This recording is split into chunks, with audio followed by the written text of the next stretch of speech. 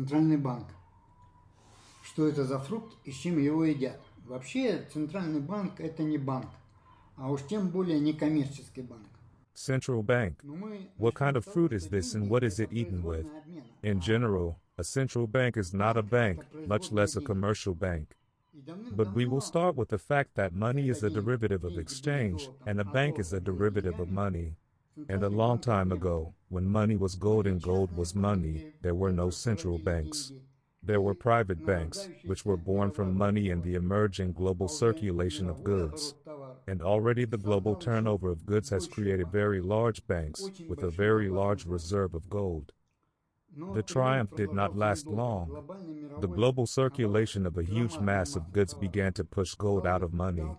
There was less and less gold in non-cash and cash money, and the hegemon, represented by financial capital, puts the largest commercial bank in the country at the head of all national banks, giving it the right to issue a single national currency. Наделяя его правом эмиссии единой национальной валюты. Теперь главный банк страны становится государственным. Now the main bank of the country becomes state-owned, but the issue of money still depends on its gold and foreign exchange reserves. Additionally, to limit the appetites of politicians, the central bank is prohibited from lending directly to the government or individuals. In general, bankers are very rational. That is why they have limited access to all other capitalists to their goose that lays the golden eggs. Various groups of big capital, which successively come to power, cannot interfere in the affairs of bankers.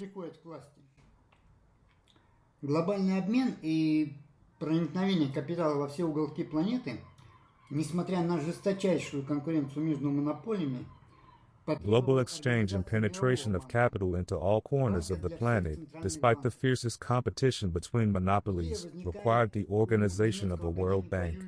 Bank for all central banks.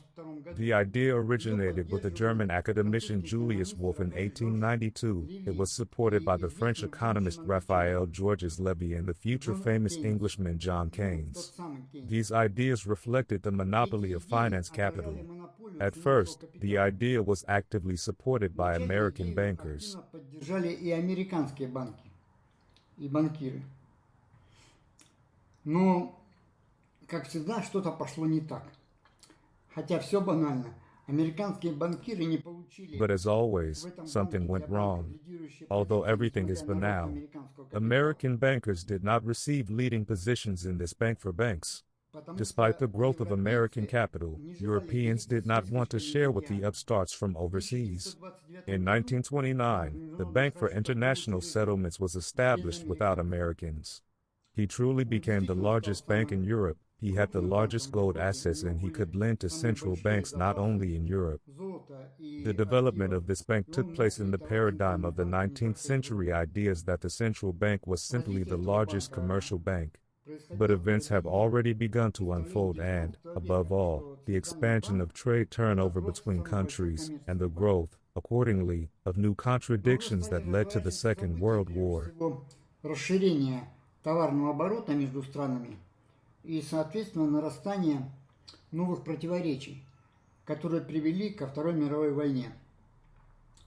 After the war, the American Federal Reserve System decided to take revenge and establish its own institution, the Bank for Banks, moving the Bank for International Settlements away from the financial Olympus. The International Monetary Fund and related financial institutions were established under the tacit control of the Federal Reserve System. The dollar became the world currency, accelerating the process of ousting gold from the global circulation of goods and money, which rolled like the ninth wave every day behind the sun across the planet. Ускорил процесс вытеснения золота из мирового оборота товаров и денег, который уже девятым валом катился ежедневно за солнцем по планете. При этом At the same time, it will take another 30 years for gold to finally lose its value as a universal equivalent by 1971, because general circulation required more and more money, which contained less and less gold. Today, if you take all the money in the world, then in one monetary unit there will be only 1/10,000th of a gram of gold. Все деньги мира, то в одной денежной единице будет всего одна десятитысячная часть грамма золота. Вот возьмите 1 грамм. Take 1 gram, divide it into 10,000 parts, and you will get that intangible speck of gold that can be found in one monetary unit. That is why humanity needed to invent a new way of determining the universal equivalent of commodity exchange, but without reference to a material thing. As old Marx so accurately noted, whenever humanity faces any problem, it turns out that the methods for solving it already exist or are in the making.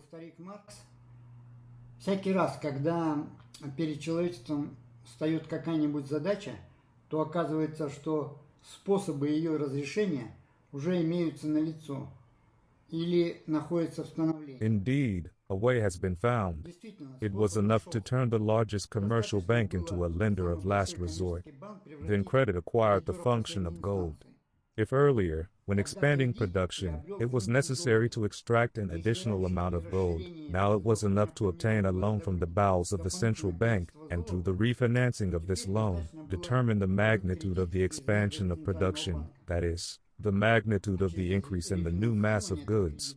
Определить величину расширения производства, то есть величину прироста новой товарной массы. Несмотря на все глобальные изменения и в товарно-денежном обороте, Despite global changes in commodity circulation and the inventions of the lender of last resort, the old idea continued to dominate that the central bank's assets in the form of foreign exchange reserves should determine the amount of credit. The realization that the amount of central bank credit is determined by material production, that money is created in the production of goods, that the lender of last resort is a topological reflection of the entire economy, that its assets are the entire economy, came gradually along with practice. Отражение всей экономики, что его активы – это вся экономика, приходили постепенно вслед за практикой. В 2013 году выходит бюллетень номер 71, который... In 2013, Bulletin number 71 was published by the Bank for International Settlements, the same one that positions itself as the arbiter of all central banks, and whose recommendations all central banks adhere to. So, the recommendations describe situations when the central bank can issue more loans than it has foreign exchange reserves. The main thing is that the excess is justified by the need to maintain the stability of the monetary system and, attention, the need for economic development. Поддержание устойчивости денежно-кредитной системы. И, внимание, необходимостью экономического развития. Проходит еще 10 лет, и банк выпускает в 2023 году бюллетень. Another 10 years pass and the bank issues Bulletin number 68 in 2023, which describes situations where central bank losses should not affect its activities. The fact is that in 2022, the Central Bank of Russia suffered losses of 320 billion euros when followers of the famous heroes of O. Henry robbed a postal express with money from a Russian bank. The robbery did not have any impact on the activities of the Bank of Russia or on the stability of the economy. Moreover, the Bank of Russia specifically, as a mockery of all outdated theoretical assumptions about foreign exchange reserves and losses of the central bank, issued long-term loans exceeding its depleted assets by 7.3 times. Как насмешку над всеми устаревшими теоретическими установками о валютных резервах и убытках Центрального банка, выдал долгосрочных кредитов, превышающих его, оскудевшие активы, This was observed by all central banks in all countries of the world, and of course the question arose with a practical answer that losses of a central bank do not affect its activities. The striking example with the Bank of Russia convinced everyone of this. That's why the bulletin came out. In general, gradually, with practice, comes the understanding that the lender of last resort is not a commercial bank and not a bank at all. His assets, large or small, do not affect the economy in any way, but the economy is affected by the credit thrown into the economy. Его активы, большие или маленькие, никак не влияют на экономику. А на экономику влияет кредит, вброшенный в экономику.